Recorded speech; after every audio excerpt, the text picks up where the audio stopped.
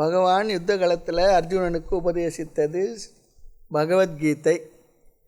அது மகாபாரதத்தில் இறுதி கட்டத்தில் வரக்கூடிய ஒரு உபதேசம். தன்னுடைய அவதாரத்தினுடைய நிறைவில் தன்னுடைய நண்பனும் சிஷ்யனும் ஆகிய உத்தவருக்கு உபதேசித்தது உத்தவ கீதை. இங்கே அர்ஜுன கீதைன்னு வரல, இங்கே ஆனால் உத்தவருக்கு உபதேசித்தது உத்தவ கீதைன்னு வருது. அந்த உத்தவ கீதையுடைய ஆரம்பத்தில் அவதூதர் அவரை யது மகாராஜா என்ற ஒரு ராஜா சந்திக்கின்றார். அவதூதர்னா ஆடை இல்லாமல் இருப்பவர் சொல்லி அர்த்தம்.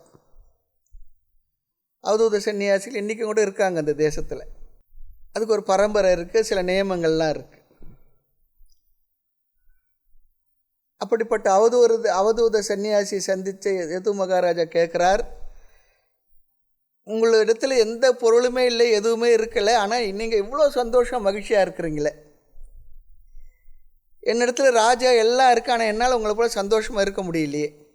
அப்போ என்னிடத்தில் இல்லாத ஏதோ ஒன்று உங்களிடத்தில் இருக்குது, அந்த ஒன்றை பற்றிய விஷயத்தை எனக்கு சொல்லிக் கொடுங்க, நானும் மகிழ்ச்சியாக இருக்க முடியும். உலகத்தில் சில பேருக்கு மற்றவங்க சந்தோஷமாக இருந்தால் எங்களுக்கு பிடிக்காது. ஆமாம், இந்த சேடிஸ்ட் மென்டாலிட்டி சொல்கிறோம் பாருங்க. அது போல் சில பேர் 4 தடவை சிரித்தா என்ன இன்றைக்கி பூரா சிரிச்சுக்கிட்டு இருக்கானே, சிரித்தா என்ன கெட்டு போச்சா என்ன, ஆனால் அழுதா ரொம்ப நல்லாயிருக்கும். ஆனால் பொதுவாக இன்னொன்று, எல்லோரும் சிரித்தா கூட சேர்ந்து சிரிப்பாங்க, அழுதா யாரும் கூட வந்து அழமாட்டாங்க. அது ஒன்று இருக்கு. ரெண்டுமே அப்படி இப்படி இருக்குது மனசு, மக்களுடைய மனநிலை. அப்படி சொல்லும்பொழுது அவதூத சன்னியாசி சொல்லுகின்றார், நான் ஒரு 24 குருமார்களிடத்துலேருந்து ஒரு சில அறிவை பெற்றிருக்கின்றேன். அந்த அறிவினுடைய தாக்கத்தினால் நான் இப்படி நிறைவாக மகிழ்ச்சியாக ஆனந்தமாக இருக்கிறேன்னு சொல்லி சொன்னார். அந்த 24 குருமார்கள் யார் சொல்லி சொன்னால், நாம் ஏதோ ஒரு உருவம் தாங்கி வந்த ஒரு மனிதர் அப்படி இல்லை. 24 வகையாக சொல்லும்பொழுது பஞ்சபூதங்களிலிருந்து, சில மரத்திலிருந்து, மலையிலிருந்து, நதியிலிருந்து, தேனியிலிருந்து கூட, தேனினா இது தேனி ஊர், அது வேறு, தேனியிலிருந்து, தேனி ஆசிரமத்திலிருந்து, அப்படியெல்லாம் என்னென்ன அறிவை நான் பெற்றேன், மலைப்பாம்பிடத்திலிருந்து, அப்படில் 24 விதமான குருமார்களை பற்றி ஒரு கருத்தை இங்கே அவர் சொல்கிறார். யார் யார்கிட்ட என்ன பெற்றேன். அதில் நாங்கள் 3 குருமார்களை பற்றிய அறிவை நாம் உத்தவ கீதையிலிருந்து அவதூத சன்னியாசி எடுத்து நாம் பெற்றிருக்கின்றோம். அதில் முதல் குரு, முதல்ல பூமி, இந்த பூமி தான். பூமியின் இடத்திலிருந்து பொறுமை என்பதை கற்றுக்கொண்டேன்னு சொன்னார். மரங்கள், மலைகள், இவைகளிடத்திலிருந்து பரோபகாரம், சேவை, சர்வீஸ், அந்த மைண்டை பெற்றேன்னு சொல்கிறார். இது முதல் குரு இடத்துல பெற்றது. நம்ம விஸ்தாரமாக மணிக்கணக்காக பார்த்துருக்கோம், இல்லை சுருக்கமாக ஞாபகப்படுத்திக்குவோம். பிறகு வாயு அல்லது காற்று. காற்று இடத்திலிருந்து அசங்கம் என்ற கருத்தை பெற்றுக்கொண்டேன், தனித்திருத்தல். இந்த காற்று எங்கு வீசினாலும் அங்கங்கே இருக்கக்கூடிய நல்ல வாசனை, தேவையில்லாத துர்வாசனை ரெண்டுத்தையும் என்ன பண்ணோம், எடுத்துக்கொண்டாலும் கூட அது எந்த வாசனையோடும் தன்னை அடையாளப்படுத்தி கொள்வதில்லை, அங்கங்கே விட்டுட்டு போயிடுது. அப்படி ஒரு அறிவை நான் பெற்றேன்னு சொல்ல. அசங்கத்துவம், அது அதனுடைய குணதோஷங்களை நான் ஒட்டி கொள்வதில்லை. நல்ல ஒரு கருத்து இது. நாம் எப்படிலாம் சிந்திச்சிருப்போமா தெரியல. அடுத்து 3வது ஆகாசம். இது எல்லாமே பஞ்சபூதங்களில் வரக்கூடிய ஒன்று தான் ஆகாசம். ஆகாசம் என்றால் வெற்றிடம். பஞ்சபூதங்களில் முதல் பூதம் ஆகாசம். அதனிடமிருந்து நான் நிதித்தியாசனம் என்ற கருத்தை அறிந்து கொண்டேன்னு சொல்கிறார். நிதித்தியாசனம் சொல்லி சொன்னால், நாம் பெற்ற அறிவில் நிலை பெற்று இருக்கக்கூடிய ஒரு சாதனம். ஆத்மாவை ஆகாசத்திற்கு உதாரணமாக அங்கு சொன்னார். எப்பொழுதும் ஆத்ம பாவனா, அத்வைத பாவனையுடன் இரு என்று அங்கே சொல்லி கொடுத்தார். ஆகாசம் எப்படி அசைவற்று அனைத்துக்கும் இடம் கொடுத்திருக்குமோ, அதுபோல் நீயும் ஆத்மாவாகிய நீயும் எங்கும் உள்ளவன் அனைத்துமாய் இருப்போன் என்ற அறிவிலேயே நிலை பெற்றிருப்பது. ஆகாசம் நிதித்தியாசனம் பண்ணுறதான். நாம் என்ன அறிவை பெற்றோமோ அந்த அறிவை நீ நிலைப்படுத்திக்கொள் சொல்லி சொல்கிறார். அதை ஆகாசத்திலிருந்து கற்றுக்கொண்டேன்னு சொல்லி சொன்னார். பிறகு நாம் 4வதாக பார்த்து கொண்டிருப்பது 4வது குரு ஆபக, ஜலம், நீர் அல்லது தண்ணீர் அல்லது வாட்டர். ஸ்தூலமாக இருக்கிறது தான், அதெல்லாம் ஸ்தூலமான பஞ்சபூதங்கள் தான். நீர் என்ற குருவிடமிருந்து என்ன கற்றுக்கொண்டார்? நீரை ஞானியோடு ஒப்பிடுகின்றார். நீரினுடைய தன்மைகளை ஞானியுடைய தன்மைகளோடு லட்சணங்களோடு ஒப்பிடுகின்றார். தண்ணீருக்கும் ஞானிக்கும் உள்ள ஒற்றுமை. நீரின் இடத்துலேருந்து தூய்மை என்கின்ற கருத்தை அறிவை நான் பெற்றேன்னு சொல்கிறார். தன்னளவில் தூய்மையாக இருப்பது, தன்னளவில் நீரானது தூய்மையாக இருப்பது. இரண்டாவது, அது பிற பொருள்களை ஒன்றோடு ஒன்றாக சேர்ப்பது, ஒட்ட வைப்பது. மண் தனித்தனியாக இருந்தாலும் கூட என்ன பண்ணுறோம், நீரை வச்சு அப்படி சேர்க்கிறோம். எல்லாமே நீரானது அதனுடைய தன்மை என்ன, அனைத்தையும் சேர்ப்பது, ஒட்ட வைப்பது. மூன்றாவது, சுவை சொல்லி சொன்னார். நீரின் இடத்துல சுவை இருக்கின்றது சொல்லி சொல்கிறார். நம்ம நாக்கில் ரொம்ப வறண்டு போனால் சர்க்கரை வச்சாட்டு டேஸ்ட்டு தெரியாது. நாக்கில் கொஞ்சம் ஜலம் ஊறினா தான் டேஸ்ட்டே தெரியும். அடுத்து தூய்மைப்படுத்துவது, தன்னளவில் தூய்மையானது, தன்னிடத்தில் வரக்கூடிய பொருள்களையும் அது தூய்மைப்படுத்தும். இந்த 4 குணங்கள் நீருக்கு இருக்கின்றது. இதெல்லாம் சென்ற வகுப்பில் பார்த்துட்டோம். மறுபடியும் பார்த்தா சென்ற அந்தர்யோகம் போல் ஆகிடுதுவும். ஆமாம், தன்னளவில் தூய்மையானது, சேர்த்து வைப்பது, சுவையானது, தூய்மைப்படுத்துவது. நீர் எப்படிலாம் தூய்மைப்படுத்துகின்றது நமக்கு தெரியும். புறத் தூய்மை நீரால் அமையும், அகத்தூய்மை வாய்மையால் காணப்படும்.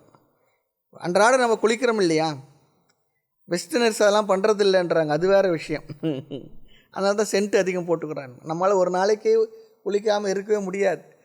ஆமாம், புறத் தூய்மை உடல் தூய்மை அல்லது புறத்தில் இருக்கிற வீடு கழுவுறது மற்றது எல்லாம் நீர்னால் அமைகின்றது, தூய்மைப்படுத்த பயன்படுகின்றது.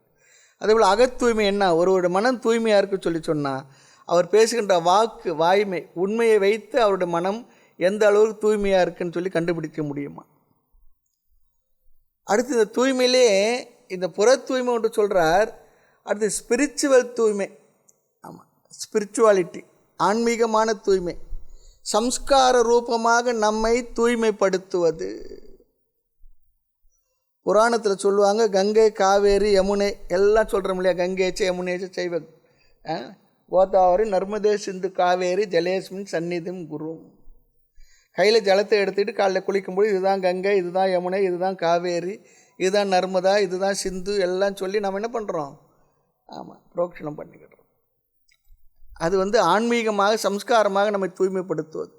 கதைகள்லாம் நிறைய இருக்குது. ஆமாம், ஒரு சொன்னார் நதிகளிலே சிறந்தது எதுன்னா யமுனை சொல்லி சொன்னார். என்னங்க அப்படி சொல்கிறீங்க, கங்கை இல்லையானார். கங்கை யார் நதின்னாங்க, அது அமிர்தம் சொல்லி சொன்னார். கங்கையோடு சம்பந்தப்பட்டது இந்த தேசத்தின் கலாச்சாரம் வாழ்க்கை முறையெல்லாம், அதோடு சம்மந்தப்படாத எதுவுமே இருக்க முடியாது. நீர்னு சொன்னால் கங்கைன்னு தான் அர்த்தம், ஜலம் சொல்லி சொன்னால் கங்கை. மகாபாரத்தில் பீஷ்மர் வராரு இருப்பாருங்க, அவர் கங்கா புத்திரர் தான், கங்கையினுடைய மகன். ஆமாம், ஆக கங்கை என்றால் புனிதம், இறைவனிடமிருந்து வந்தது அப்படி சொல்லி அர்த்தம். பகீரத முயற்சி பண்ணால் கங்கையை பூலோகத்துக்கு கொண்டு வரும்பொழுது அது தாங்குகிற சக்தி வேண்டும் என்று சிவபெருமானை குறித்து தவம் பண்ணுறான். பிறப்பு வரும்பொழுது சிவபெருமான் தன்னுடைய ஜடாமுடியில் தங்க வச்சுக்கிட்டார். பிற்பாடு தரையிலேருந்து கொஞ்சம் எடுத்து விட்டார், தான் கங்கையாக வந்தது. நமக்கு புராணம் தெரியும். ஆமாம், நம்ம கருத்தை தான் பார்க்க போகிறோம். ஆக எல்லா நதிகளையும் இறைவனோடு சம்பந்தப்படுத்தி பேசுகின்றோம். நாம் அந்த புனித நதிகளை பார்த்தாலே சில பாபங்கள் போகின்றதுன்னு சொல்லுவாங்க. அதனால் நதிகள்லாம் பார்த்தா நமஸ்காரம் பண்ணுறதெல்லாம் நம்ம அதாவது நம்முடைய டிஎன்ஏல நம்முடைய ரத்தத்தோடு கலந்த விஷயங்கள் இதெல்லாம். அதனால தான் கங்கா தர்ஷனம் சொல்லி சொல்கிறோம். கங்கா ஸ்நானம், துங்கா பானம் அப்படி ஒரு பழமொழியும் இருக்குது. துங்கா நதி இருக்குல்ல, துங்க பத்ரா, 2 நதி சேர்ந்தது தான்.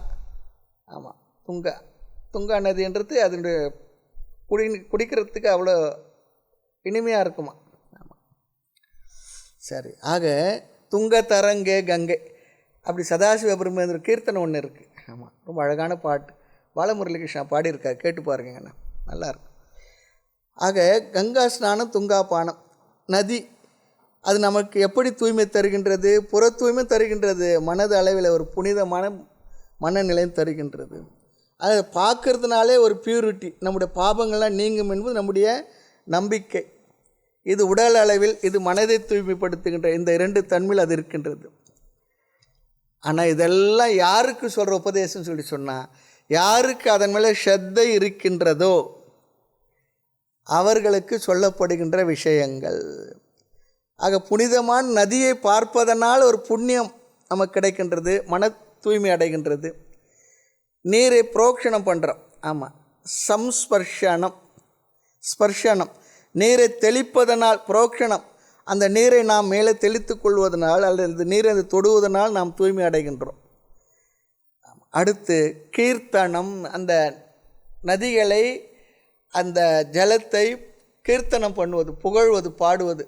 கங்கா ஸ்தோத்திரம்னு சொல்கிறோம் இல்லையா, கங்கா ஆரத்தி சமயத்தில், அது போல் அப்போ பாடுறதுனா அது மூலமாக நம்முடைய மனது தூய்மை அடைகின்றது. அதான் சொல்கிறார். அதையே பார்க்குறதே புண்ணியம், அதை புரோக்ஷணம் தெளித்து கொள்வதில் புண்ணியம், அவனோட மகிமைகளை பாடுவதிலேயே நமக்கு ஒரு பெரிய புண்ணியம் கிடைக்கின்றது. இவைகள் மூலமாக இது யாருக்கு ஒப்பிடுகின்றார் சொல்லி சொன்னால், இந்த தண்ணீரானது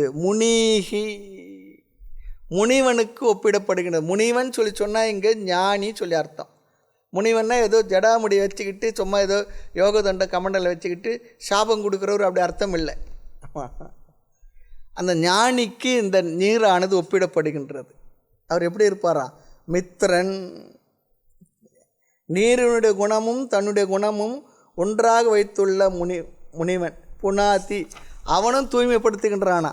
எப்படி நீரானது தூய்மைப்படுத்துகின்றது, அப்படி நீர் கோமையாக சொல்லப்பட்ட ஞானியும் தூய்மைப்படுத்துகின்றான் அப்படி சொல்கிறது எப்படி என்பதை நம்ம விளக்கமாக பார்க்க போகிறோம். இதுவரையில் சென்ற அந்தர்யோகத்தில் நிறைவாக பார்த்து முடித்த விஷயங்கள். இந்த அந்தர்யோகத்தில் நம்ம புதுசாக பார்க்க போகிற விஷயம், இதனுடைய விளக்கங்களை தான் சிறப்பாக பார்க்க போகின்றோம். நீர் என்பது நம்முடைய உணர்வுகளை வெளிப்படுத்துகின்ற ஒரு கருவி சொல்லி சொல்கிறாங்க. நமது வார்த்தை அல்லது சப்தம் அடுத்தவருடைய மனதில் சென்று சில உணர்வுகளை ஏற்படுத்துகின்றது. ஸ்தூலமான சப்தமானது நம் மனதில் எப்படி சென்று உணர்வுகளை உருவாக்குகின்றது, அதுபோல நீர் என்பது நம்முடைய மனதில் சில உணர்வுகளை உருவாக்குகின்றது. நமது உணர்வுகள் ஸ்தூலமான ஒன்றின் மூலமாகத்தான் வெளிப்படும். நம்முடைய உணர்வு இருக்கே, அது ஸ்தூலமாக தான் நம்ம வெளிப்படுத்த முடியும், வார்த்தையில் தான் வெளிப்படுத்த முடியும். சூக்ஷமாக நம்முடைய மனதில் உணர்வுகள் இருந்தாலும் கூட, எண்ணங்கள் இருந்தாலும் கூட, அந்த எண்ணங்களை நாம் ஸ்தூலமான வார்த்தையில் தான் வெளிப்படுத்துகின்றோம். ஆக உணர்வுகள் சூக்ஷமமானது. அந்த உணர்வுகள் எண்ணத்தின் மூலமாகத்தான் பிறகு நம்மால் புரிய வைக்க முடிகின்றது, வார்த்தைகள் மூலமாக. எண்ணங்களை ஸ்தூலமான வார்த்தைகள், சப்தங்களின் மூலமாகத்தான் வெளிப்படுத்த முடியும். கேட்டவருக்கு நம்முடைய எண்ணங்கள் புரிந்து அவர்கள் அறிவை அல்லது அந்த அறிவினால் அவர்கள் உணர்வை அடைகின்றார்கள். அதான் சொல்லுவாங்க, thought to thought through work, thought to thought through words. வார்த்தைகள் தான் நம்ம மனதில் பிறகு நம்ம செயல்பட வைக்கின்றது. ஆகவே thought to thought through words. ஆமாம், வார்த்தைகள் நம்முடைய எண்ணங்களை பிறர் மனதில் எண்ணமாக செலுத்துவதற்கு இடையில் பயன்படுவது வார்த்தைகள். அந்த வார்த்தைகள் ஸ்தூலமாக இருக்குது, எண்ணங்கள் சூக்ஷமமாக இருந்து கொண்டிருக்கின்றது. அப்படி சில ஸ்தூல பொருள்கள் சூக்ஷமான உணர்வுகளை வாங்கும், தன்னிடத்தில் தங்க வைத்து கொள்ளும். அது மனிதருடைய மனதில் சில விதமான உணர்வுகளை உருவாக்க முடியும் என்பதற்கு நீரே இங்கு சான்று, சாட்சி. அப்படி நீர் நமது உணர்வுகளை எடுத்துக்கொள்கின்ற ஒரு கருவி என்று சொல்லுகின்றார்கள். அதனால தான் பாருங்க, சொன்னால் புரியும், கும்பாபிஷேகத்தில் பூஜையில் என்ன பண்ணுறோம், நிறைய ஜலத்தை சேர்த்து அதுவே ஒரு பெரிய ஒரு விசேஷமான பூஜையாக நதிகள் மற்றதில் அந்த நீரை கொண்டு வந்து சேர்த்து அதை அப்படியே வைத்திருந்து மந்திரங்களை சொல்லி அந்த நீருக்கு ஒரு விசேஷமான சக்தி உருவாக்கி பிறகு அது சுவாமியுடைய இதுக்கு கும்பாபிஷேகம் பண்ணுறோம். நாம் கூட புண்ணியாக வாசனைலாம் பண்ணும்போது நம்ம தெளிச்சுக்கிறோம். அப்படி தெளிக்கும்போது நம்ம மனதில் கூட ஒரு விதமான ஒரு தெய்வீக உணர்வெல்லாம் ஏற்படுறது இல்லையா? ஆமாம், சிவாச்சாரியாரோ அல்லது அர்ச்சகரோ அந்த ஜலத்தை தெளிக்க முடியும் என்ன பண்ணுறோம், நம்ம அப்படி நம்ம போகிறோம். அது நமக்கு நம்பிக்கை மட்டும் இல்லை, அது உண்மையும் கூட. ஆகவே இந்த சஷ்யப்த பூர்த்தி அது போல் சில நேரத்தில் வீடுகளில் செய்யும்பொழுது கூட என்ன பண்ணுறாங்க, அது போல் ஒரு கலசத்தில் நல்ல ஜலத்தை எடுத்து முறையான மந்திரங்களை எல்லாம் சொல்லி அந்த மந்திரங்கள் மூலமாக அந்த நீருக்கு ஒரு சக்தியை உருவாக்கி அதை நமக்கு அபிஷேகம் செய்விக்கின்றார்கள். அதெல்லாம் ஏதோ அப்படிலாம் இல்லை, இதில் பெரிய ஒரு உண்மை இருக்கின்றது. நம்மெல்லாம் விஞ்ஞானபூர்வமாக நிரூபிச்சுட்டு உட்காந்துருக்கணும் ஒரு அவசியம் இல்லை.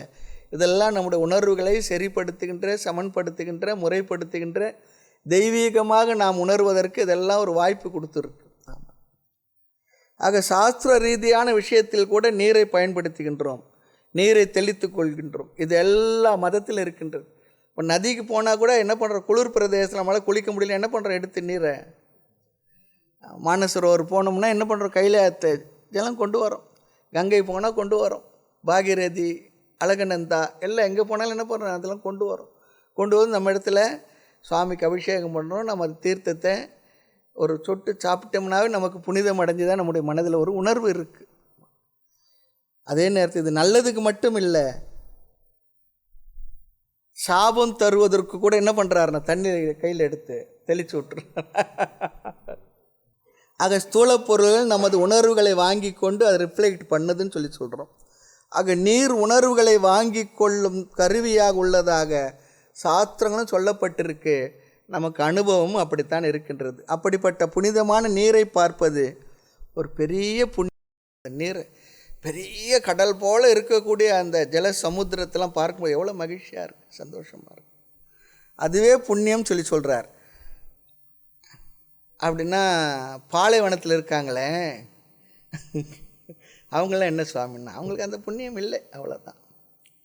ஆக கும்பாபிஷேக நீரை தெளிக்கும்போது நம்மிடம் ஒரு ரிலீஃப் கிடைக்கிறதுல உணர்வு வருகின்றது. காரணம், நீரானது மந்திர சக்திகளை பெற்றுக்கொண்டு நம்மை தூய்மைப்படுத்துகின்றது. அதனால தான் நீரை நாம் மதிக்கணும்னு சொல்லுவாங்க. நீர்நிலைகளை அசுத்தப்படுத்தக்கூடாதுன்னு சொல்லுவாங்க. ஒரு வார்த்தை சொல்லுவாங்க கிராமங்களில், தாயை பழித்தாலும் தண்ணீரை பழிக்காது. தாயை பழிக்கக்கூடாது, பழிக்கிறதுன்னு படின்னு சொல்லி அங்கே அர்த்தம் இல்லை. தாயை பழிக்கவே கூடாது. ஆனால் அதை கூட பழிக்க ஒரு சூழ்நிலை வந்தாலும் தண்ணீரை பழிக்காது. நீரின்று அமையாது உலகு. ரொம்ப அழகான வார்த்தையெல்லாம் போட்டிருக்கு. இதெல்லாம் நீருக்கு இருக்கக்கூடிய குணங்கள். அடுத்து இன்னொன்று விசேஷமான 4வது ஒரு குணம் சொல்கிறாங்க, தீர்த்த பூகு. இது தெய்வீக பியூரிட்டி சொல்கிறார். ஃபிசிக்கல் பியூரிட்டி அதுவும் நமக்கு இருக்குது, இருந்தாலும் கூட அது நம்முடைய மனதை புனிதமாக்குகின்றது. சரி, இந்த 4 விதமான குணங்களை நீருக்கு இருப்பதை பார்த்து விட்டோம். இப்பொழுது இது ஞானியோடு இது எப்படி பொருந்தும், இது எப்படி ஞானியோட குணங்களோடு சேர்ந்து வரும். ஞானி என்ற உடனே நாம் ஞாபகம் வச்சுக்கணும், நம்முடைய மனதில் சன்னியாசி தான் என்று நினைக்கக்கூடாது. ஞாபகம் வச்சுக்கணும். இல்லறத்தாராக இருக்கலாம், வானப்பிரஸ்தனாக இருக்கலாம், பிரம்மச்சரியாக இருக்கலாம், சன்னியாசியாக இருக்கலாம். நம்ம அடிக்கடி சொல்கிறது, சன்னியாசியாக ஞானம் பெறாத ஆளும் இருக்கலாம், சன்னியாசி ஆகாமல் கிரகஸ்தனாக இருக்கக்கூடிய ஞானம் பெற்றவங்களும் இருக்கலாம். சன்னியாசம் என்பது உயர்ந்த ஒரு வாழ்க்கை முறை, அதில் குறைவில்லை. அது பகவானுக்கு நல்லா புரியுறது. சன்னியாசி யோகத்தை ரொம்ப விசேஷமாக தான் சொல்கிறார். இருந்தாலும் கூட கர்மயோகியை சன்னியாசிக்கு ஈக்குவலாக சொல்கிறார். சில இடத்த பெரிய ஒரு விசாரமாக தான் வந்து கொண்டிருக்கின்றது. ஆகவே வாழ்க்கை முறை மட்டும் நமக்கு மோட்சத்தை தந்து விடாது. வாழ்க்கை முறையில் நாம் கடைபிடிக்க வேண்டிய சாதனங்கள் தான் நமக்கு மோட்சத்தை தரும், உயர்வை தரும். ஆக ஞானத்தை அடைந்து ஞான நிஷ்டையில் வாழ்ந்து கொண்டிருப்போம்னு சொல்லி அர்த்தம். இங்கு ஞானின்னு சொல்லி சொன்னான். அவனும் என்ன, அவனுக்கு ஒரு முதல் லட்சணம் சொல்கிறார், ஸ்வச்சாக. இந்த ஸ்லோகத்தில் வருது. ஆமாம், 7வது அத்தியாயத்தில் 43வது ஸ்லோகத்தை நாம் பார்த்துக்கிட்டு இருக்கிறோம் உத்தவ கீதையில். தூய்மையாக இருப்பவன் அல்லது தூய்மை அடைந்தவன். ஞானி சொல்லி சொன்னால் தூய்மை அடைந்தவன். தூய்மை அடைந்தவன் என்பதற்கு பல அர்த்தம் தரலாம். இங்கே சிசுகு இவ, குழந்தையை போல தூய்மையானவன். பாலவத்து சொல்கிறோம் பாருங்க, குழந்தையெல்லாம் ஞானி அப்படி அர்த்தம் இல்லை. குழந்தையை போல சேய் போல் இருப்போர்கான் உண்மை ஞானம் தெளிந்தோரே. பாலரோடு பெய்ப்பித்தர் பான்மை என நிற்பதுவே சீலமிகும் ஞானியர்த்தம் செய்கை பராபரமே சொல்கிறார். குழந்தையை போல இருப்பார்கள் சொல்கிறார். பல உதாரணம் தரலாம், சிலதை மட்டும் இங்கே நம்ம பார்க்கலாம். குழந்தையை போல, குழந்தை தூய்மையான மனதை உடையது சொல்கிறோம். ஏனென்றால் ஒரு பற்றிய ஒரு கன்க்ளூஷன் எல்லாம் குழந்தைக்கு கிடையாதான். யாரை பற்றி எந்த கன்க்ளூஷனும் அது கிடையாது. இவர் சரியானவரா இல்லையா எந்த எண்ணமும் இல்லாதது, யதார்த்தமாக இருக்கும், எதையும் மனதில் வைத்து கொள்ளாது. அப்படி ஞானி இந்த உலகத்தில் வாழ்ந்து கொண்டு இருக்கும் பொழுது அவனுக்குள் இவன் நல்லவன், இது நல்லது, இவன் நம்மை ஏமாற்றிடுவான் என்ற எண்ணமெல்லாம் இல்லாமல் இருப்பானான். அவன் மனதில் அதெல்லாம் இருக்காதான். எல்லோரு இடத்துலையும் இயல்பாக இருப்பான். யாரை பற்றி அவருக்கு ப்ரீ கன்க்ளூஷன் நோஷன்லாம் சொல்கிறாங்க பாருங்கள். முன்னாடியே நாம் ஏற்படுத்தி கொண்ட சில முடிவுகள் சிலரை பற்றி, அதெல்லாம் அவன் இடத்துல இருக்காது. உலகத்தவர்கள் எல்லாரையும் வேறு விதமாக தான் பார்க்குறாங்க, நாம் அப்படி தான் பார்க்கின்றோம். நம்முடைய மனதில் எல்லாம் யாரை பார்த்தாலும் இவர் என்ன பண்ணுவார், ஒரு பயம் இருக்குது, ஒரு அன்ட்ரஸ்ட் இருக்குது, நம்பிக்கை இல்லாத தன்மை இருக்குது. குழந்தைக்கு அது எல்லாம் இல்லைன்னு சொல்கிறார். எல்லாவற்றையும் அப்படியே ஏற்றுக்கொள்ளும் நம்பும் குழந்தை. ஞானிக்கும் குழந்தையை போல தூய்மையான மனம் இருக்கின்றது சொல்கிறார். அதுதான் முதல் கருத்து. யாரை பற்றி எந்த ஜட்ஜ்மெண்ட்டும் அவனுக்கு இருக்காது. யாரை பற்றி எந்த ஜட்ஜ்மெண்ட்டும் மனதில் இவர்கள் இப்படித்தான் அப்படிலாம் இல்லை. யாரை பற்றி எந்த முடிவும் அவனிடத்தில் இல்லைன்னு சொல்கிறேன். காரணம், யாருமே மாற்றத்துக்குட்பட்டவர்கள். ஆனால் நாம் என்ன பண்ணுவோம், ஒருவரை பற்றி ஒரு விஷயத்தை தெரிஞ்சுக்கிட்டேன்னு சொன்னால் அவர் பின்னால் மாறலாம், நல்லவராக இருக்கிற வேறு மாதிரி மாறலாம், வேறு மாதிரி இருக்க நல்லவராக மாறலாம். நாம் மனதை முடிவு பண்ணிட்டோம், இவர்னா இவ்வளோ தான், இதுக்கு மேலே இல்லை, அவர் மாறினாக நான் ஒத்துக்க மாட்டேன், அப்படி இருக்கும். அதுக்கு ஒரு உதாரணம் சொல்லுவாங்க. இந்த டெய்லர் இருக்காரு, தீபாவளிக்கு போய் துணி எடுத்து கொடுத்து தைக்கிறதுக்கு அளவு கொடுத்துட்டு வந்திருப்போம். அடுத்து பொங்கலுக்கும் கொண்டு போய் கொடுப்போம், அப்பவும் அளவு எடுப்பார் அவர். ஏன் தீபாவளி அளவு இருக்குண்ணா, இல்லை சார் கொடுங்க சார். அதுபோல் ஒவ்வொருவரும் எப்போ வேண்டுமானாலும் மாறலாம், எப்படி வேண்டுமானாலும் மாறலாம், ப்ளஸ்ஸாக இருக்கலாம், மைனஸாக இருக்கலாம். ஆனால் நாம் என்ன பண்ணுறோம், மனதில் இப்படித்தான் என்ற ஒரு பெரிய ஒரு முத்திரையை கொடுத்து நாம் மனதில் உறுதியாக வைத்து கொள்கின்றோம். அப்படி இல்லை. அவர் முன்னேறி இருக்கலாம், பின்தங்கியும் இருக்கலாம். ஆனால் நாம் முன்பு முடிவு செய்த அதே ஜட்ஜ்மெண்ட்டுடன் தான் பேசி கொண்டிருப்போம், பழகி கொண்டிருப்போம், வாழ்ந்து கொண்டிருப்போம், மாற்றிக்கொள்ளவே மாட்டோம். அவர் மாறிட்டார்னா என்னால் ஒத்துக்க முடியாதுன்னு சொல்லுவோம். இது உலகத்தில் நாம் பார்க்குறோம். அதெல்லாம் இல்லைங்க, அவரெல்லாம் அவ்வளோதான். ஆனால் நம்ம மட்டும் சொல்லுவோம், நான் ரொம்ப மாறிட்டேன், அது அவர் ஒத்துக்க மாட்டார், நாம் சொல்லுவோம். ஆனால் அவர் மாறிட்டார்னா அதை நாம் ஒத்துக்க மாட்டோம். இது நம்மகிட்ட இருக்க பெரிய ஒரு மனோயியல் ரீதியான சில பிரச்சனைகள். ஆக இந்த உலகம் எப்படி உள்ளதோ அப்படியே பார்ப்பதை விட நாம் அது மேலே வேறு ஏதோ ஒன்றை ஏற்றி வைத்து இப்படித்தான் என்று முடிவு பண்ணி அப்படியே பார்த்து கொண்டிருக்கின்றோம். அதான் சொல்கிறார், நாம் எப்படிப்பட்ட வாசனையுடன் உள்ளோம் என்பதை பொறுத்தது தான் இந்த உலகத்தை பற்றி நம்முடைய கன்க்ளூஷனும். அதன் அடிப்படையில் தான் அனைத்தையும் பார்த்து கொண்டிருக்கிறோம். ஆனால் சாஸ்திரம் சொல்கிறது, உள்ளபடி உள்ளதையெல்லாம் உள்ளபடி காணே. எது எப்படி இருக்கு அப்படியே பார், அதில் நீ உன்னுடைய அபிப்பிராயத்தை ஏற்றி வைத்து கொள்ளாதே சொல்கிறார். எல்லாவற்றையும் நம்முடைய அபிப்பிராயத்தை அதன் மீது என்ன பண்ணுற, சூப்பர் இம்போஸ் பண்ணி வச்சு தான் பார்க்குறோம். இப்படி இருக்கும் அப்படி இருக்கும்னு சொல்லி அப்படி பார்க்காது, அக்கம் பக்கம் பார்க்காது, ஆளக்கண்டு மிரளாது. அது பார்த்துக்கிட்டே தான் இருக்கிறோம் நாம். ஆக உள்ளபடியெல்லாம் உள்ளபடி காணே. சாஸ்திரம் என்ன சொல்லியிருந்தாலும் கூட அப்படி பார்க்கின்ற சக்தியை நாம் இழந்து விட்டோம். நாம் நம்முடைய வாசனைப்படித்தான் வாழ்ந்து கொண்டிருக்கிறோம். ஞானி அந்த சக்தியை என்ன பெற்றுவிட்டார், தன்னுடைய வாசனைப்படி அன்றி உள்ளதை உள்ளபடி பார்க்கிற சக்தியை பெற்றுவிட்டார். இந்த ஞானம், அவர் பெற்ற ஞானம் என்ன பண்ணுறது, பழைய வாசனைகளை எல்லாவற்றையும் நீக்கி அவன் இந்த உலகத்தை யதார்த்தமாக பார்க்கின்றான். யார் மீதும் எந்த விருப்பு வெறுப்பை ஏற்றி வைத்து பார்ப்பதில்லை. அப்படி இல்லைன்னாலும் என்ன பண்ண, அவர் அப்படி இல்லைங்க, அவங்க குடும்பமே அப்படி, அவங்க பரம்பரை அப்படி, இப்படிலாம் பேச ஆரம்பிச்சிடும். இதெல்லாம் ஒரு விதமான என்ன சொல்கிறதுன்னு தெரியல. அப்படிலாம் இருக்கக்கூடாது. சேத்துலேயும் செந்தாமரை வறுமை. நம்ம தாத்தா பாட்டி எந்த அளவுக்கு இருந்திருப்பான்னு நமக்கு தெரியாது. ரொம்ப நல்லாவும் இருந்திருக்கலாம், உயர்ந்த பண்பு கூட இருந்திருக்கலாம். நாம் அப்படி இருக்கிறோம்னா அப்படி இல்லை. பல விஷயங்கள் இருக்குது. டிகிரேட் ஆகிருக்கு அல்லது அப்கிரேட் பண்ணியிருப்போம், எல்லோரும் நடந்துக்கிட்டு தானே இருக்கு. அவனுக்கு அதே நேரத்தில் பழையவர்கள் யாருன்னா, முன்பு வாழ்க்கையுடைய முன்னிலையில் முன்பெல்லாம் அவருக்கு யாரோ சில பேர் ஹர்ட் பண்ணியிருப்பாங்க. அந்த ஹர்ட்டெல்லாம் கூட என்ன பண்ண மாட்டானா, மனதில் வைத்து கொண்டிருக்க மாட்டான், துடைத்தெறிந்து விட்டிருப்பான்னு சொல்கிறார். ரொம்ப முக்கியம். ஒரு பற்றிய பழைய சம்பவம் ஏதோ அதையே நினைத்து கொண்டிருப்போம், சொல்லி கொண்டிருப்போம், அதையே நினைத்து வாழ்ந்து கொண்டும் இருப்போம். அப்படி இன்றி இருப்பான். எப்படி என்றால், குழந்தை எதையுமே ஃப்ரெஷ்ஷாக தான் பார்க்குமா. குழந்தை எப்பவுமே ஃப்ரெஷ்ஷாக தான் பார்க்கும். சில நேரத்தில் குழந்தைய பாருங்கள், அடிப்போம், திட்டுவோம். ஆனால் அம்மா அப்பா அடுத்து என்ன பண்ணோம், இல்லை நீங்கள் அடிச்சிட்டிங்க, நீங்கள் வேண்டாம், வேறு அம்மா அப்பா தேடிக்கிறேன்னா போகும், அவங்களிடத்துலையே தான் வரும். அதான் சொல்கிறார் ஆழ்வார், பக்தியில் நம்மளோட மனநிலை எப்படி இருக்கணுமா, அரிசினத்தால் ஈன்றத்தாய் அகற்றிடினும் மற்றும் அவள் அருள் நினைந்தழும் குழவி அதுவே போன்று இருந்தேனே. ஒரு கோவத்தில் ஏதோ அம்மா ஏதோ வேலை செய்துக்கிட்டு இருக்கா, குழந்தையானது என்ன பண்ணுறது, ஏதோ கத்தி ரகலை பண்ணுறது, ஒரு கோவம் வந்துடுது. அம்மா 4 அறை கொடுத்து உட்கார வச்சுட்டு போய் வேலையை பார்த்துக்கிட்டு இருக்கா. ஆனால் மறுபடியும் அந்த குழந்தை என்ன பண்ணுமான்னா, மறுபடியும் அம்மா இடத்துல போயிட்டு அது புடவையை பிடிச்சிட்டு காலை பிடிச்சிட்டு அப்படியே முகத்தை பார்த்து அழும்போது என்ன பண்ணுவாங்க, எல்லா வேலையும் தூக்கி போட்டு மறுபடியும் அந்த குழந்தைய வாரி அணைத்து கொண்டு எப்படி நன்மையை செய்வாளோ அதுபோல் நீ எனக்கு என்ன செய்தாலும் செய்யாவிட்டால் நான் அந்த குழந்தைய மனநிலையிலே அதே உணர்வோடு பக்தியோடு உன்னிடத்திலே நான் இருப்பேன்னு சொல்கிறார். அருசினத்தால் ஈன்றத்தாய் அகற்றிடணும் மற்றும் அவள் அருள் நினைந்து அழும் குழவி அதுவே போன்றிருந்தேனே ஆழ்வார் சொல்கிறார். ஆக இவனும் யதார்த்தமாக உலகத்தை பார்ப்பான், மனதில் எதையும் வைத்து கொள்ள மாட்டான். தனது ராகத்வேஷம் விருப்பு வெறுப்புடன் கலந்து இந்த உலகத்தை பார்க்க மாட்டான். நாம் அப்படி தான் பார்க்கின்றோம்.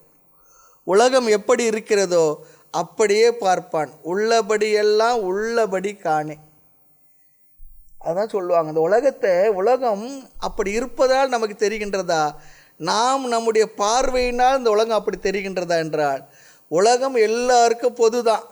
நாம் நம்முடைய மனதில் எந்த விதமான எண்ணங்களை உருவாக்கி வைத்திருக்கின்றோமோ, விருப்பு வெறுப்பு இருக்கிறதோ, நம்முடைய சம்ஸ்காரம் எப்படி இருக்கிறதோ அப்படித்தான் இந்த உலகம் தெரிகின்றது. அந்த உலகம் அப்படி இருப்பதனால அப்படி தெரியல, நான் அப்படி இருப்பதால் இந்த உலகமானது அப்படி தெரிந்து கொண்டிருக்கிறது. இதுதான் உண்மை.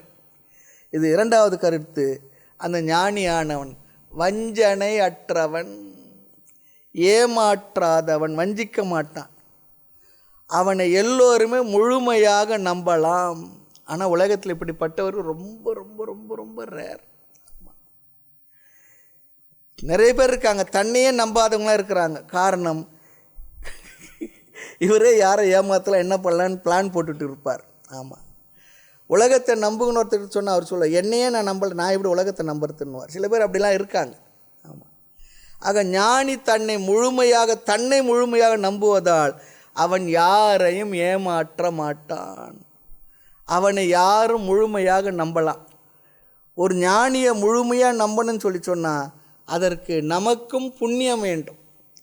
நமக்கு புண்ணியம் இருந்தால் தான் நல்லவர்களை நாம் நம்புவோம். நமக்கு புண்ணியம் இருந்தால் தான் நாம் பார்க்கக்கூடியவர் மீது நமக்கு ஒரு நம்பிக்கை வரும். சில பேர் சொல்லுவாங்க 70-80 வயசு வாழ்ந்துட்டு சொல்லுவாங்க, இதை பாருப்பா என்னோடய அனுபவத்தை சொல்கிறேன், யாரையும் நம்பாது. சரி, யாரையும் நம்பாதுன்னு சொன்ன இவர் சொல்கிற வார்த்தையை அவர் நம்பலாமா? நாமோ அப்படி கிடையாது. நம்பிக்கையில் தான் இந்த உலகம் வாழ்ந்து கொண்டு இருக்குது. ஆக ஞானி முழுமையாக நம்பத்தகுந்தவன், டோட்டல் ட்ரஸ்ட் பண்ணலாம் அவனன்னு சொல்கிறார். 3வது தர்மவான், தர்மத்தை பின்பற்றுபவர். எப்படி என்றால் பிரகிருதி ஸ்தக ஒரு ஸ்லோகத்தில் இருக்குது. நீர் இயற்கையில் தூய்மையானது, ஞானியும் அப்படியேன்னு சொல்கிறார். நீர் என்னதான் அழுக்கு இருந்தாலும் கொஞ்சம் நேரம் விட்டு பாருங்கள், பக்கெட்டில் தண்ணி வரும்பொழுது குழாயில் மணலோடு சேர்ந்து வந்தாலும் அப்படியே தண்ணீரை நிரப்பி வச்சு பாருங்கள், அந்த மண்ணெல்லாம் கீழே போய் தண்ணீர் தூய்மையாக இருக்கும். நீர் இயற்கையிலே தூய்மையானது. ஞானியும் முழுமையாக தூய்மை அடைந்தவன். பிரகிருதி தக, அவனுடைய நேச்சர் இயற்கையாக இயல்பாக தூய்மை அடைந்தவன். இப்போ தூய்மையாக இருப்பவன் மறுபடியும் அவனை அசுத்தமாக ஆனவன் ஆகிவிடுவானா?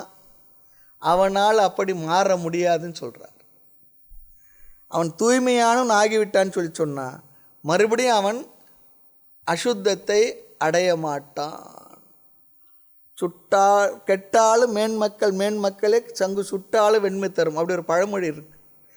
அதுபோல் அவர்கள் என்றுமே என்ன தூய்மையானவர்களே, மறுபடியும் அசுத்தப்படுத்த முடியாது, படமாட்டார்கள்.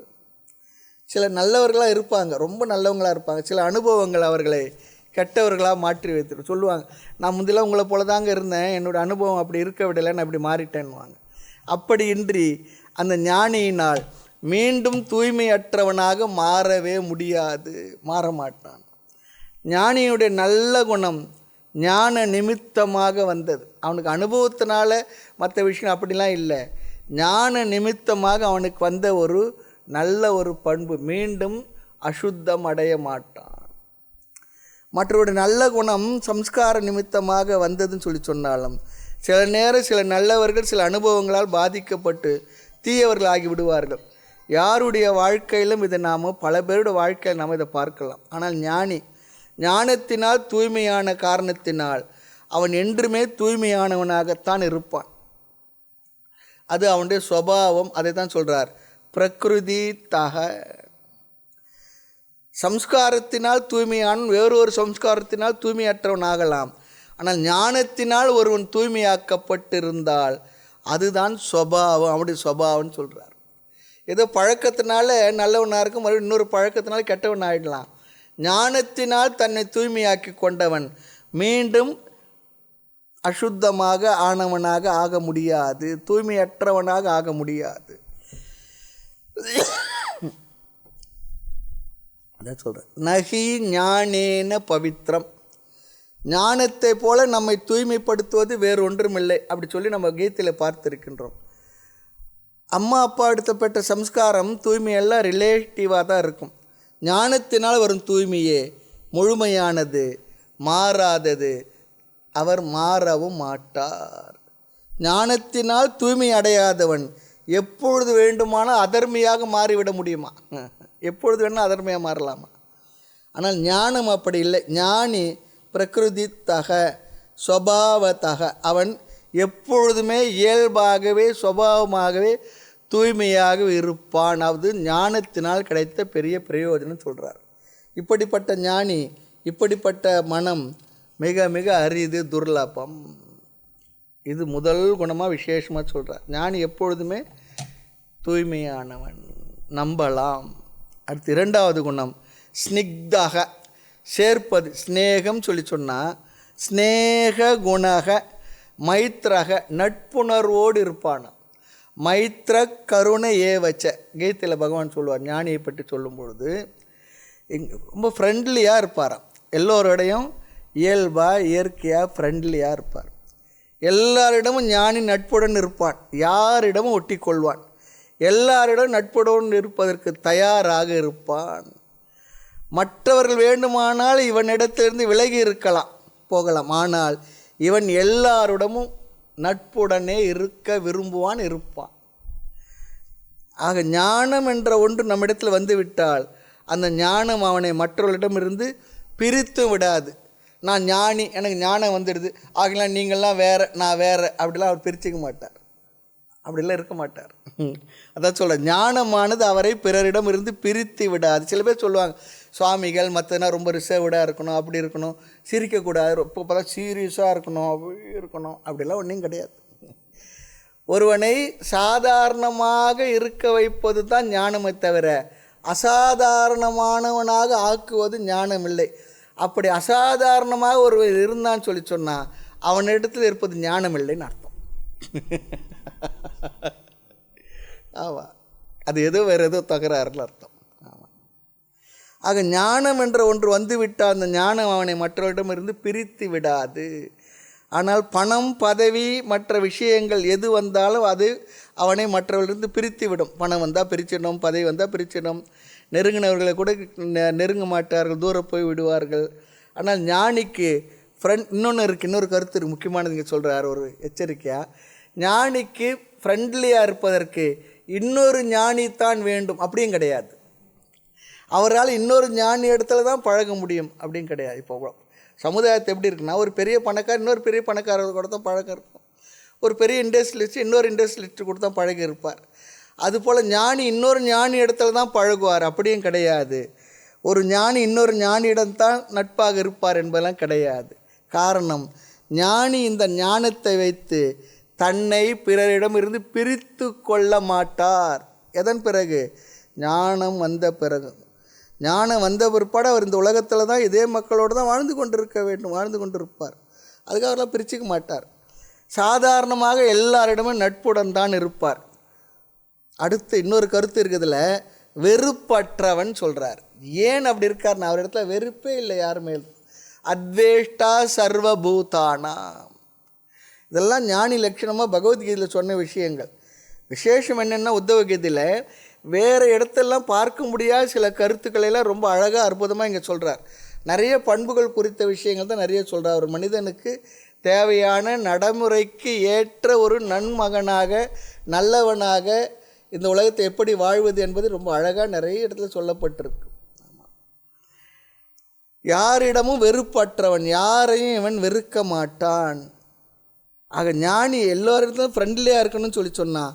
யாரிடத்திலும் இவனுக்கு வெறுப்பை தராத ஞானம் இவன் மனதில் இருக்கு. ஏனென்றால் எல்லா உயிர்களையும் தன்னுயிரைப் போல கருதுகின்ற மனப்பான்மை உடையவன் யாரை வெறுப்பான்?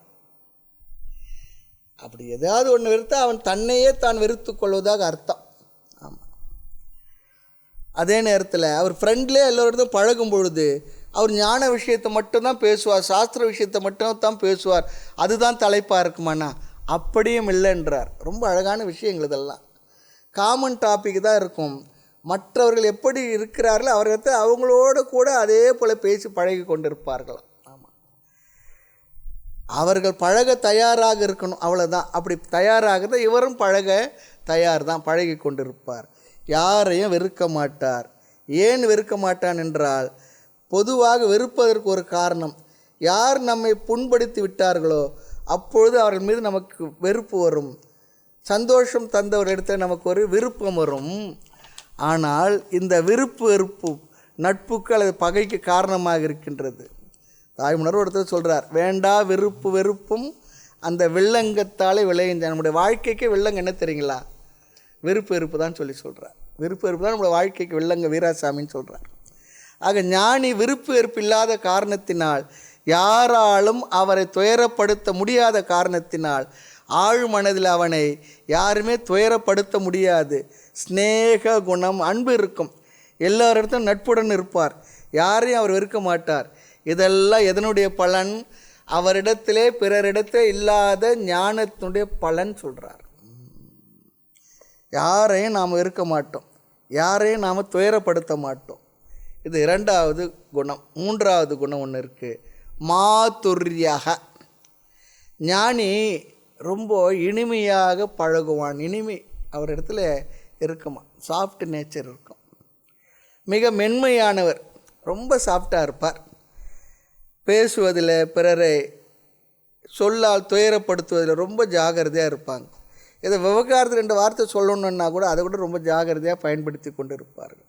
சொல்லால், செயலால், சிந்தனையால் பிறரை துயரப்படுத்த மாட்டான். இங்கே இனிமையானவன் என்பது ஜென்டில் நெட்ஸ் சொல்கிறார், ஜென்டில் கேரக்டர். ஆமாம், அதுதான் குறிக்கின்றது. மென்மையானவன் குறிப்பாக சொல்லால் பிறரை துன்புறுத்த மாட்டான். சொல்லால் வரும் துன்பம் சொல்கிறார். இனிய உளவாக இன்னாத கூறல் சொல்கிறது போல் இனிமையாகவே பேசுவான். யாரையும் என்ன பண்ண மாட்டான். தன்னுடைய வார்த்தைகளினால் தீயினால் சுட்ட புண் உள்ளாறு மாறாதே, நாவினால் சுட்டவடு சொல்கிறாங்க. ஆக மென்மையானவன் குறிப்பாக சொல்லால் பிறரை துன்புறுத்த மாட்டான். இதெல்லாம் ஞானியுடைய கேரக்டர். அடுத்து 4வதாக சொல்கிறார், தீர்த்த பூஹு. மனிதர்களை, மக்களை தூய்மைப்படுத்துபவன். இவன் தூய்மையானவன் மட்டுமில்லை, இவன் பிறரையும் தூய்மைப்படுத்துகின்றான். ஒருத்தர் ரொம்ப அழகாக ஒரு வார்த்தை போட்டிருந்தார், இந்த உலகத்தில் இருக்கக்கூடியவர்கள் எல்லாம் உன்னுடைய இருப்பிலே மகிழ்விக்கலாம் எப்போ கீதையை நீ உணரும் பொழுதுன்னு சொன்னார். கீதையை நீ முழுமையாக உணரும் பொழுது உன்னுடைய இருப்பினாலேயே உன்னை சுற்றி இருப்பவர்களை மகிழ்வாக வைத்திருக்க முடியும், நல்ல சூழ்நிலை உருவாக்கி வைத்திருக்க முடியும்னு சொல்கிறார். இதெல்லாம் நம்முடைய மனதில் எப்படி பாவனை இருக்குது. சில நேரம் பாருங்கள், சில பறவைகள்லாம் சில இடத்துல அருகில் நெருங்கி வரும். சில இடத்துல என்ன தான் நீங்கள் கொடுத்தால் கூட கிட்ட வராதுக்கு. என்ன தெரியுங்களா சொல்கிறாங்க? அதுக்கு புரியதான் இவனுடைய அந்த மனதினுடைய பாவனை, அந்த இயல்பு இருக்கும் பொழுது அது கிட்டக்க வருது. மற்ற இடத்துல வராத காரணம் இவன் நம்மளை ஏதோ செய்து விடுவானோ, அப்படி தானே இருக்குது மக்களுக்கு. இப்போ ஒரு சேவல் கோழியை கொண்டு வந்து ஒருத்தர் காட்டுறார். பார்த்த உடனே ஒரு முருக பக்தருக்கு என்ன ஆகின்றது, இது முருகனுடைய சேவல் கொடியோன். ஒருத்தர் சொன்னார் 5 கிலோ தேருன்றார். ஆமாம், அப்போ 2 பேருக்கு என்ன வித்தியாசம்? ஆக ரொம்ப ஜென்டில் கேரக்டராக இருப்பார். சொன்னார், மனிதர்களை தானும் தூய்மையாக இருந்து கொண்டு பிறரையும் தூய்மையாக வைத்திருப்பான். புனாத் நிருணா தூய்மைப்படுத்துகின்றான். யார்? முனிகி ஞானி. அபாம் மித்ரம் நீர், இந்த நீருக்கு எப்படி நண்பனாக இருக்கின்ற, எல்லோருக்கும் உதவியாக இருக்கிற தன்மை இருக்கின்றதோ, இந்த ஞானி முனிவனும் கூட மனிதர்களை தூய்மைப்படுத்துவனாக இருக்கின்றான். எப்படி என்றால் நீரை போல சொல்கிறார். நீர் எப்படி 3 விதத்தில் தூய்மைப்படுத்துகின்றதோ அப்படி ஞானியும் 3 விதத்தில் மனிதர்களை தூய்மைப்படுத்துகின்றார். எப்படி என்றால் புனிதமான நீரை புரோக்ஷணம் செய்து கொள்கின்றோம்.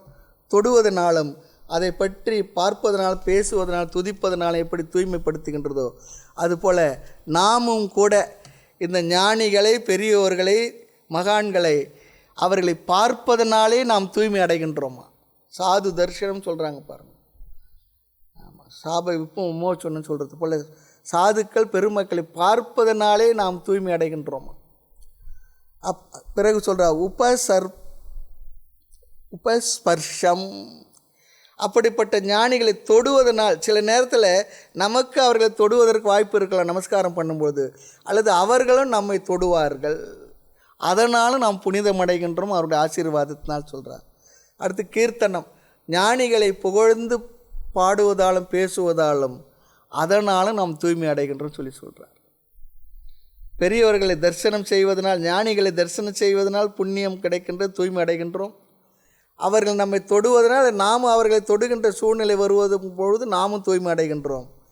அடுத்து அவர்களை புகழ்வதனாலும் மகானுடைய பெருமைகளை பேசுவதனால் நாம் தூய்மை அடைகின்றோம். அதான் சொல். அடுத்து ஞானியை பார்ப்பதனால் சொன்னால் அவருடைய வாழ்க்கையை பார்ப்பதனால், அது ரொம்ப முக்கியம். சும்மா பார்த்த உடனே கிடைச்சிடுச்சு எனக்கு தூய்மை, அது மட்டும் இல்லை. அவருடைய வாழ்க்கை, அவருடைய அசைவுகள், அவருடைய நடைமுறைகள், அவருடைய இயக்கம் எப்படி இருக்கிறதோ அதில் ஒரு புனிதம் தெரியும், ஒரு ஜென்டில்னஸ்லாம் நமக்கு தெரியும். அப்படி அதனால் நாம் தூய்மை அடைகின்றோம் சொல்கிறார். புண்ணியத்தை பெறுகின்றோம் சொல்கிறார். நம்மை அறியாமல் நாம் இன்ஸ்பயர் ஆகும் அவருடைய நடைமுறைகள்லாம் பார்த்தோம்னா. பார்க்கலாம், சில நேரத்தில் பாருங்கள், சில பத்திரிகையாளர்கள்லாம் சில பெரியவர்களை அவர்கள் காலையில் எந்திரிச்சதுலேருந்து ப்ரோக்ராம் போட்டுக்கிடுறாங்க. இரவு வரை அவருடைய எப்படி நடந்து கொள்கின்றார் என்பதை கூடவே இருந்து பார்த்து பேசி படம் எடுத்து ஒரு டாக்குமெண்ட் எல்லாம் போடுறாங்க. சில பேரோட வாழ்க்கை முறையெல்லாம் நமக்கு இன்ஸ்பயர் பண்ணுறா போல் இருக்கும். ஆமாம், அவங்க எப்படி நடந்துக்கிட்டு இருக்காங்க, நேரத்தை எப்படி மெயின்டைன் பண்ணுறாங்க, உணவு விஷயத்தை எப்படி இருக்காங்க, உடலை எப்படி பாதுகாத்து கொள்கின்றார், பேசும்பொழுது, வேலை செய்கிறதுல, இரவு படுக்கிறதுலேருந்து வாழ்க்கை முறை எப்படி அவர்கள் நிர்ணயம் செய்து அமைத்து கொண்டுள்ளார்கள். அதை பார்க்கும்பொழுது நமக்கும் கூட ஒரு உற்சாகம் வரும். அப்படி நாம் இருக்கணும். முழுக்க கடைபிடிக்கவில்லை என்றாலும் சிலதையாவது நம்ம என்ன பண்ணலாம், கடைபிடித்து நாம் அதில் ஒரு பிரயோஜனத்தை அடையலாம். இந்த அந்தர்யோகமே கூட ஒரு நாள் முழுவதும் சொன்னாலும் கூட காலை 10லேருந்து சாயந்தரம் 4 மணி வரையிலும் ஒரு இடத்துல உட்காந்துருக்கோம். ஏதோ சில பாராயணம் பண்ணுறோம், ஒரு ஜெபம் பண்ணுறோம், சாஸ்திர விஷயங்களை கேட்குறோம், கோயிலுக்கு போகிறோம், சாமி தரிசனம் பண்ணுறோம், அப்புறம் ஒரு டீ சாப்பிட்றோம், அப்புறம் மறுபடியும் கிளாஸ் கேட்குறோம், அப்புறம் ஒரு மணி நேரம் ரெஸ்ட் எடுக்கிறோம், அப்புறம் வரும் தியானம், மறுபடியும் கிளாஸு, மறுபடியும் ஜெபம் அல்லது சந்தேகங்களை கேட்குறோம். இப்படி ஒரு வாழ்க்கை முறை சாதனங்களை அமைச்சிக்கிறோம். அதுபோல் வாழ்க்கை முழுவதுமே கூட நமக்கு அப்படி சில சாதனங்களை நம்முடைய இயல்பாக பழகி கொள்ள வேண்டும். அது நமக்கு ரொம்ப பிரயோஜனத்தை தரும். அப்படி இல்லை சொன்னால் எப்படி ஒன்றா இருக்கலாம், என்ன ஒன்றா பண்ணலான்னா அது எதுக்குமே நமக்கு பயன்படாது. வாழ்க்கை முறையை கற்றுக்கணும். ஒரு ஆசிரமத்துக்கு வந்துட்டோன்னா ஒரு மாதம் கேம்ப் நடந்தது. காலையில் பார்த்தோம்னா 4 மணிக்கெல்லாம் எந்திரிச்சு 5 மணிக்கெல்லாம் கோபூஜைக்கு வந்துடுறாங்க.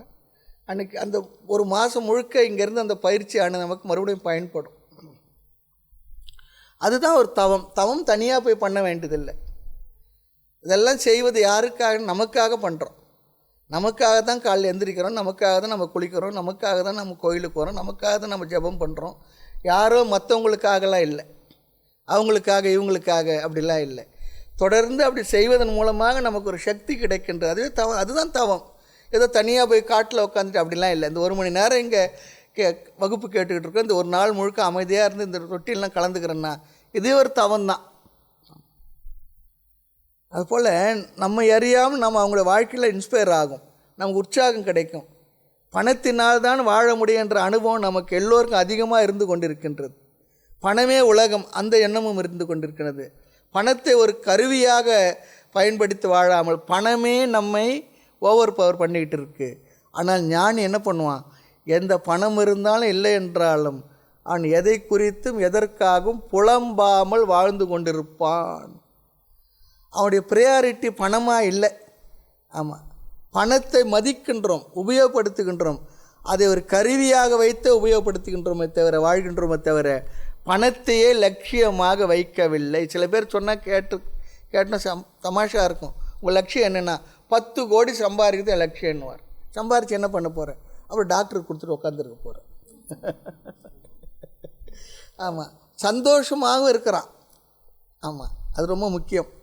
ஆக ஞானியை பார்ப்பதனால் அவருடைய தரிசனம், அவருடைய பிரசன்ஸே நம்மை தூய்மைப்படுத்துகின்றது. சாதுனாம் தர்ஷனம் புண்ணியம். தர்ஷனம் என்றால் அவருடைய வாழ்க்கையை பார்ப்பதனால் என்பது தான் முக்கியமாக தெரிந்து கொள்ள வேண்டியது. அதற்காகத்தான் பக்தர்களுக்காக, ஞானிகளுக்காக, மகான்களுக்கான வரலாறுகளை எல்லாம் நாம் எழுதி வைத்து கொண்டிருக்கிறோம், படிக்கின்றோம், அவருடைய வரலாறுகளை கேட்கின்றோம், காலக்ஷேபம் செய்கின்றோம், எல்லாம் பண்ணுறோம். வீடுகளில் கூட அங்கே ஃபோட்டோவெல்லாம் மாற்றி வச்சுருப்போம். எதுக்கு?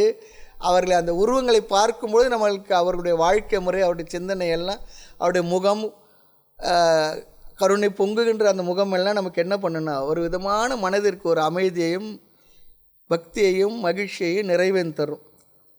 அல்லது அவருடைய நூல்களெல்லாம் வச்சுருப்போம், அந்த நூல்கள்லாம் படிப்போம். அல்லது சில கேசட்ஸ்லாம் வச்சுருப்போம், சில இதெல்லாம் அவங்க சொற்பொழிலாம் வச்சுருப்போம். அதில் கேட்டு தெரிந்து கொள்வதால் நமக்கு பெரிய அளவுக்கு வாழ்க்கையில் மாற்றங்களை வரும், வாழ்க்கையில் வழிகாட்டும். ஆக அவருடைய வாழ்க்கையில் அவர்கள் எந்தெந்த சூழ்நிலைகளை எப்படி எப்படி கையாண்டார்கள் என்றெல்லாம் நமக்கு தெரிந்தால், நமக்கும் கூட வாழ்க்கையில் அப்படிப்பட்ட சூழ்நிலைகள் வரும்பொழுது அவர்கள் கையாண்ட அந்த அனுபவம் நமக்கும் கை கொடுக்கும், பயன்படும். மேலும் விஷயங்களை நாம் அடுத்த செஷனில் பார்ப்போம்.